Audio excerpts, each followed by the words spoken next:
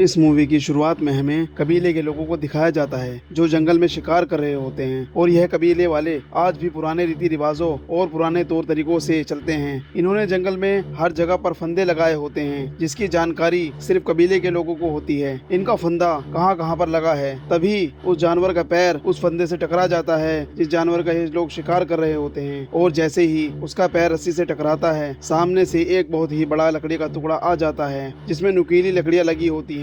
वह उस जानवर के शरीर में धंस जाती हैं। अब उस जानवर की मौत हो जाती है जिससे यह बहुत खुश हो जाते हैं। यह कबीला बहुत ही मस्ती करने वाला होता है और फिर यह सब हंसी मजाक करते हुए उस शिकार को काटना शुरू करते हैं। शिकार को काटकर सभी को एक एक टुकड़ा दिया जाता है। किसी को दिल दिया जाता है, किसी को पैर तो किसी को नाक। लेकिन कबीले में एक आदमी ऐसा होता है जिसकी कोई संतान नहीं होती। सब उससे मजाक करते हैं। जब उसकी बारी आती है तो उसे जानवर के टेस्टिकल्स दिए जाते हैं और वह सब उससे कहते हैं इसे खाने से संतान होती है। वह आदमी कहता है तुम झूठ बोल रहे हो। इस पर उसे जवाब मिलता है मैं झूठ नहीं बोल रहा, मेरे पिता ने यह 10 बार खाया था। आज हमारे 8 भाई और 2 बहनें हैं, हम कुल मिलाकर 10 भाई बहन हैं। यह बात कहने वाला आदमी इस मूवी का मेन हीरो है जिसका नाम जगुआर है। उसी समय उसके पिता जो इस कबीले का सरदार भी है पीछे खड़े होते हैं। वह आदमी अपने पिता से इशारे से पूछता है क्या आपने सच में खाया था। उसके पिता हाँ में जवाब देते हैं। वह आदमी जैसे ही टेस्टिकल खाता है उसे बहुत खराब लगता है। वह उसे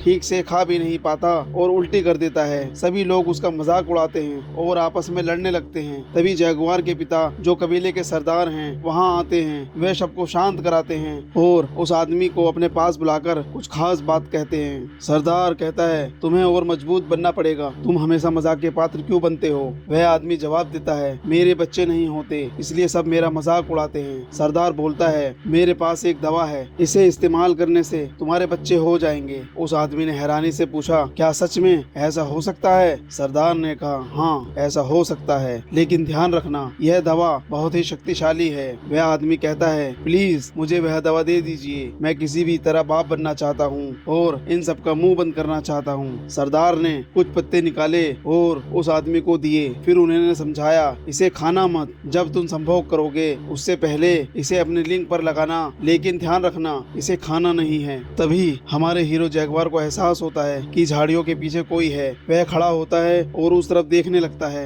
जगुआर पूछता है वहाँ कौन है। झाड़ियों से कुछ आदिवासी निकलते हैं और उनके सामने 4 बड़ी बड़ी मछलियाँ रख देते हैं। वे कहते हैं हम यहाँ से गुजरना चाहते हैं, बदले में हमें अपने शिकार का एक टुकड़ा दे दो। कबीले के लोग उन्हें शिकार का एक टुकड़ा देते हैं और वहाँ से गुजरने की इजाजत दे देते हैं। अगले ही पल झाड़ियों के पीछे से कई आदिवासी निकलते हैं। जगुआर देखता है कि उनमें से कई घायल हैं। वह पूछता है यह सब क्या हुआ। एक आदिवासी जवाब देता है हमारा कबीला खत्म हो गया, अब हम नई शुरुआत के लिए जा रहे हैं। जगुआर उनसे और सवाल करना चाहता है और उनके पीछे जाने की कोशिश करता है, लेकिन उसके पिता जो कबीले के सरदार भी हैं उसे रोक देते हैं। जगुआर परेशान होने लगता है। उसके पिता पूछते हैं तुम परेशान लग रहे हो। जगुआर कहता है हाँ मैं परेशान हूँ। पिता कहते हैं डर तुम्हारे दिल में घर कर गया है, लेकिन डरने से कोई फायदा नहीं। मैं चाहता हूँ कि तुम भी ना डरो और एक अच्छे लीडर बनो। और ध्यान रखना गाँव में इस डर के साथ मत जाना। इसके बाद सभी अपने कबीले में लौट आते हैं। वहाँ का माहौल बहुत अच्छा होता है। सब लोग हंसी मजाक करते हैं, म्यूजिक बजाते हैं और आनंद लेते हैं। तभी एक बूढ़ी औरत जो उस आदमी की सास होती है उसे पकड़ लेती है और कहती है तुमने मुझे धोखा दिया, मुझे एक पोता चाहिए। अगर तुम मुझे पोता नहीं दे सकते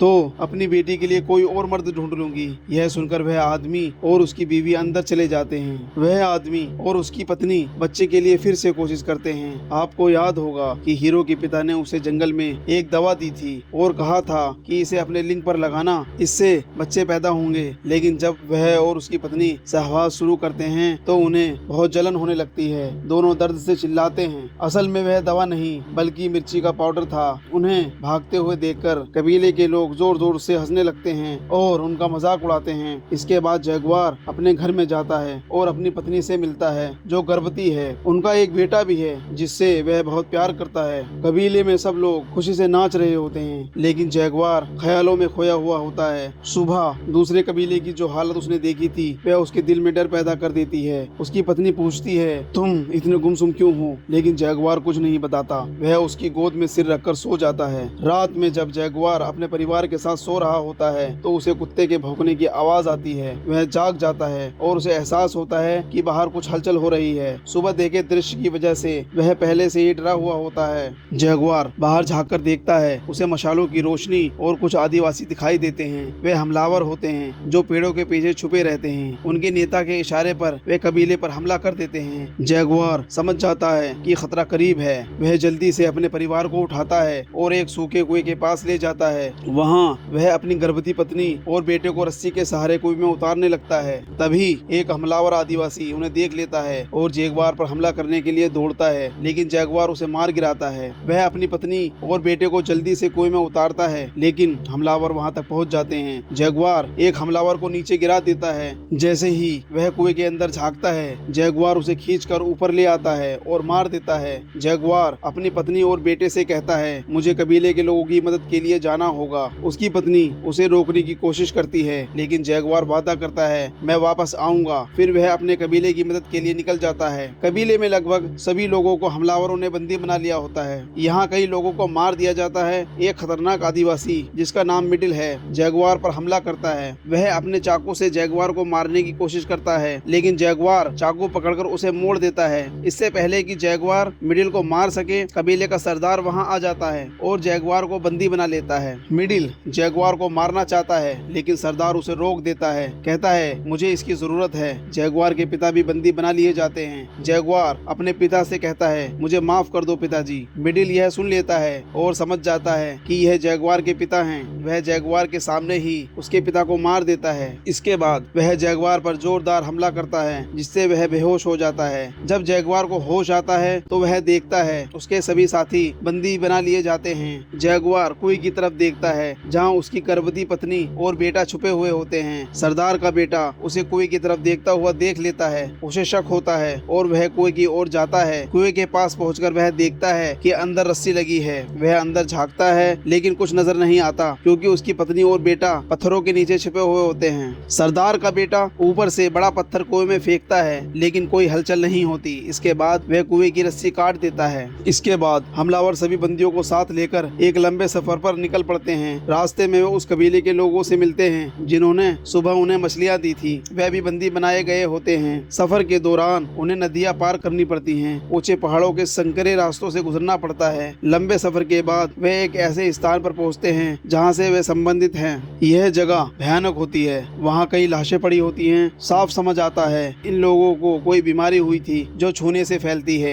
एक बच्ची जो जिंदा होती है इन आदिवासियों के साथ जाना चाहती है, लेकिन वे उसे अपने साथ नहीं ले जाते। बच्ची उन खूंखार आदिवासियों से कहती है, बहुत जल्द पवित्र समय आएगा जब अंधेरा छा जाएगा और एक आदमी तुम्हें इस साम्राज्य से मुक्त करेगा। इसके बाद आदिवासी आगे बढ़ जाते हैं और एक गांव पहुंचते हैं। यहाँ पर लोग काम कर रहे होते हैं और उनकी हालत बहुत खराब होती है। फिर भी उन्हें काम करने पर मजबूर किया जाता है। सरदार के पास एक आदमी आता है और पूछता है, कितने आदमी हैं? सरदार जवाब देता है, मेरा बेटा बताएगा, लेकिन इस बार अच्छे पैसे चाहिए। यह साफ होता है कि इन बंदियों को यहाँ इसलिए लाया गया है ताकि उन्हें बेचा जा सके। इस गांव में इंसानों की खरीद फरोख्त की जाती है और बंदी बनाई गई औरतों की बोली लगाई जाती है। उन्हें बेच दिया जाता है। बाकी बचे हुए आदमियों को आगे लाया जाता है। वे एक भीड़ भरी जगह पहुँचते हैं जो एक मंदिर की तरह होती है। वहाँ हजारों लोगों की बलि दी जा रही होती है। जगुआर को भी बलि देने के लिए ले जाया जाता है। यह लोग ईश्वर को खुश करने की बात कर रहे होते हैं, लेकिन जैसे ही जगुआर की बलि दी जानी होती है, सूर्य ग्रहण हो जाता है। चारों तरफ अंधेरा छा जाता है। यह देखकर सभी लोग घबरा जाते हैं और प्रार्थना करने लगते हैं। कुछ देर बाद जब सूर्य ग्रहण खत्म होता है तो जगुआर की बलि नहीं दी जाती। उसे और बाकी बंदियों को एक दूसरी जगह ले जाया जाता है। इस जगह पर एक लंबा सा मैदान होता है, जिसके दूसरी तरफ मक्के का खेत और जंगल होता है। बंदियों को कहा जाता है, भागो और अपने जंगल लौट जाओ। सरदार का बेटा मक्के के खेत के पास खड़ा हो जाता है ताकि कोई बचकर भाग ना सके। बंदियों को भगाया जाता है और पीछे से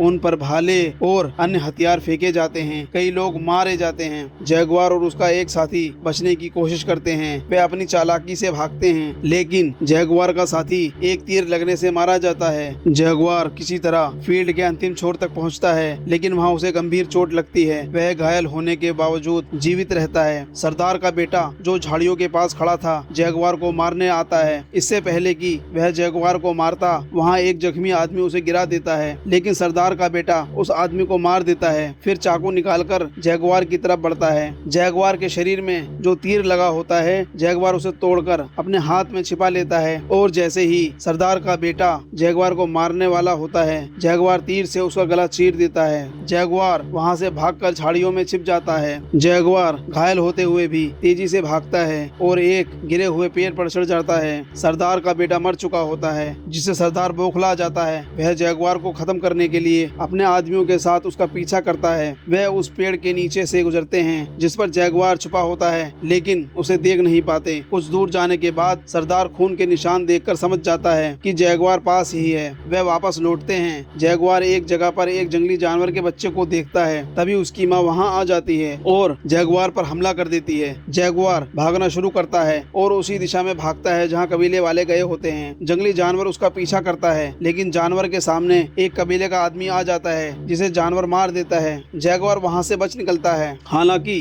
कबीले वाले अभी भी उसका पीछा कर रहे होते हैं। एक जगह पहुँचने पर रास्ता खत्म हो जाता है। वहाँ एक ऊंचा झरना होता है। जैगवार के पास कोई विकल्प नहीं होता, वह झरने से कूद जाता है। उसकी किस्मत अच्छी होती है कि वह बच जाता है और किनारे पर पहुँचता है। जब वह ऊपर देखता है तो सरदार और उसके आदमी उसे देख रहे होते हैं। जैगवार उन्हें ललकारता है और कहता है, यह मेरा जंगल है। मेरे दादा ने यहाँ शिकार किया था, मेरे पिता ने यहाँ शिकार किया था, मैंने यहाँ शिकार किया और मेरे बच्चे भी यहाँ शिकार करेंगे। अगर हिम्मत है तो आ जाओ। जैगवार ललकारता है। कबीले का सरदार गुस्से से उबल रहा होता है। उसके साथ खड़ा एक आदमी कहता है, हमें इसके पीछे नहीं जाना चाहिए, हमें वापस लौट जाना चाहिए। वह आदमी उस भविष्यवाणी को याद दिलाता है जिसमें कहा गया था, तुम सबका अंत होगा। एक आदमी आएगा जो तुम्हें तुम्हारे जंगल से बाहर ले जाएगा और फिर तुम कभी वापस नहीं आओगे। यह सुनकर सरदार भड़क उठता है और गुस्से में अपने ही आदमी को चाकू मारकर उसकी जान ले लेता है। इसके बाद सरदार और उसके आदमी जैगवार का पीछा करते हैं। जैगवार जो लगातार भाग रहा होता है, अचानक रुक जाता है। वह दलदल से बाहर निकलकर अपने ऊपर लगे कीचड़ को देखता है और जोर से खुद से कहता है, मैं हूँ जैगवार, यह जंगल मेरा है, मुझे कोई नहीं हरा सकता, मैं किसी से नहीं डरता। इसके बाद जैगवार भागने के बजाय पलटकर आदिवासियों का सामना करता है। वह अलग अलग तरीके अपनाकर एक एक करके उन्हें मारना शुरू कर देता है। सबसे पहले वह मधुमक्खियों का एक बड़ा छत्ता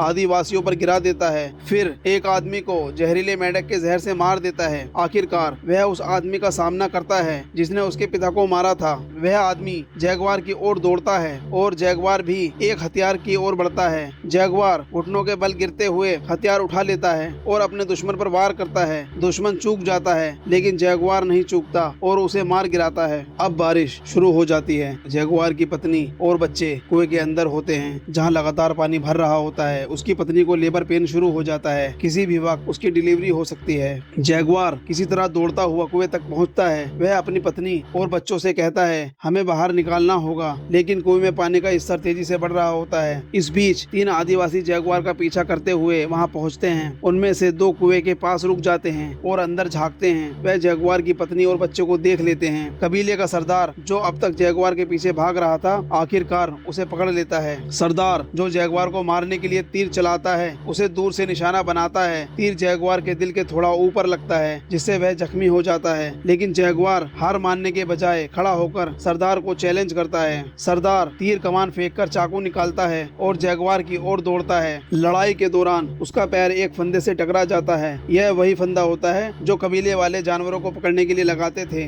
जैसे ही सरदार का पैर फंदे से टकराता है, नुकीली लकड़ियां जो फंदे के साथ लगी होती हैं, उसकी छाती से टकराती हैं और उसके शरीर के आर पार हो जाती हैं। कबीले के सरदार की वहीं पर मौत हो जाती है। अब जैगवार को वहां से भागना पड़ता है, क्योंकि बचे हुए 2 आदिवासी उसका पीछा कर रहे होते हैं। दूसरी ओर जैगवार की पत्नी जो अपने बच्चे को बचाने की पूरी कोशिश कर रही होती है, पानी से भरे कुएं में होती है। इसी संघर्ष के बीच वह एक और बच्चे को जन्म देती है। जैगवार जो भागते भागते थक चुका होता है, समुद्र किनारे पहुंचता है। वहां वह रुककर हैरानी से समुद्र की ओर देखने लगता है। इतने में 2 आदिवासी जो उसे मारने के लिए पीछा कर रहे थे, वहां पहुंच जाते हैं। वह भी समुद्र की ओर देखने लगते हैं। समुद्र में बड़े बड़े जहाज दिखाई देते हैं जो वहां लंगर डाल रहे होते हैं। छोटी छोटी नावों में कुछ लोग टापू की ओर आ रहे होते हैं। इसी बीच जैगवार को मौका मिलता है और वह भागते हुए कुएं के पास पहुंचता है। वहां उसकी पत्नी और बच्चे डूबने वाले होते हैं, लेकिन जैगवार अपने परिवार को बचा लेता है। अब अंधेरा छा चुका होता है। जैगवार अपने परिवार के साथ जंगल वापस चला जाता है। उसकी पत्नी समुद्र में बड़े जहाजों को देखकर पूछती है, क्या हमें इस ओर जाना चाहिए? जैगवार जवाब देता है, हमें जंगल में जाना चाहिए ताकि हम एक नई शुरुआत कर सकें। इसके बाद बाद वह दोनों जंगल की ओर चले जाते हैं। असल में जो लोग बड़े जहाजों में आए होते हैं वे यूरोपियन होते हैं। वह इस टापू पर अपना साम्राज्य स्थापित करने के लिए आते हैं। इनके पास आधुनिक हथियार होते हैं जिनका माया सभ्यता के आदिवासी मुकाबला नहीं कर सकते। और इसी के साथ यह कहानी खत्म हो जाती है। अगर आपको यह वीडियो पसंद आई हो तो इसे लाइक जरूर करें, साथ ही कमेंट करके बताएं कि आपको मूवी कैसी लगी। और अगर आपने हमारे चैनल को अभी तक सब्सक्राइब नहीं किया है तो सब्सक्राइब बटन दबाकर बेल आइकन को जरूर क्लिक करें।